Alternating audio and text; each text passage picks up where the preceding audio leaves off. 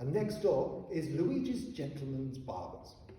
Lined with ostentatious mirrors, customers sit in black leather chairs, having whiskers trimmed by men in red waistcoats. Joe hovers in the door. Nobody gives him a glance.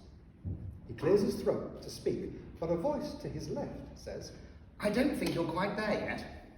A girl around his own age sits on a leather bench at the front of the shop. She has an ornate white dress and a beaded necklace, which she plays with absently. Her afro-textured hair is set in waves above her round face, her long mouth in a narrow grin aimed at Joe. Not quite where yet? Asks Joe. He's in the right place, and even if he's not, how would this go? I don't think you're quite in need of a shave yet. Joe runs a hand over his smooth cheek. Oh yeah, right. The nearest barber demands, in a thick Italian accent, "What do you want, boy?" I'm here to see Mr. Aldridge. Before the barber can reply, a rich American voice booms from the middle chair. "No autographs, boy. It's too early." Mr. Aldridge lounges back, a wet hot towel over his eyes. Mr. Luigi himself busily takes off the bristles from under his chin with a cutthroat razor and barks, "Go away!"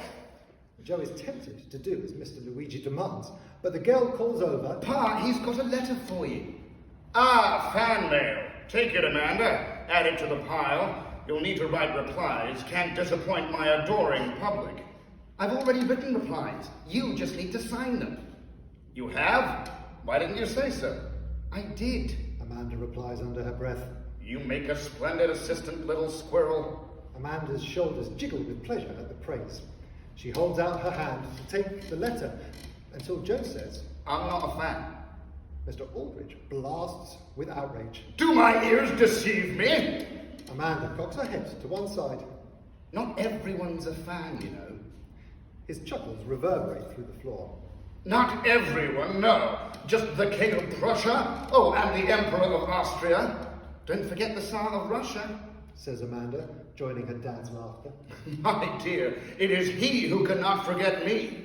Mr. Luigi whips away the hot towel with a flourish and sets the chair upright so Mr. Aldridge's grand frame faces Joe. He might not share his daughter's English accent, but they do share the same keen eyes, which he fixes on Joe.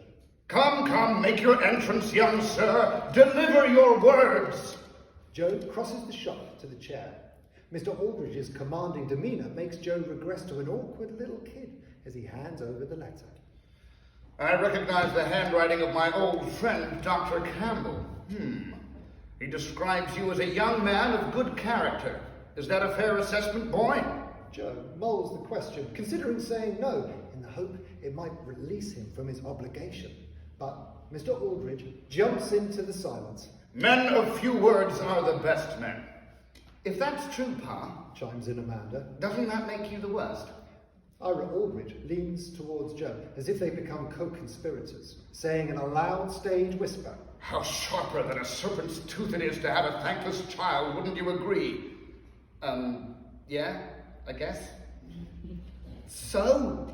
Cries all Ira Aldridge, So! tossing the towel around his neck, which Mr. Luigi snatches from the air with expert skill.